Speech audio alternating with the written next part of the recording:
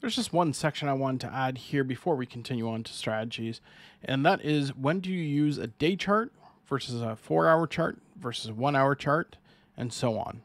So, first things first, we use 1 day charts for almost all of our tracking. It will be the most accurate by far.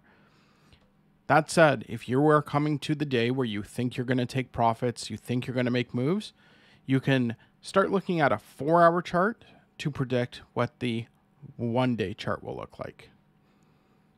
Also, if you need to predict what the 4 hour chart looks like, you can use the 1 hour chart.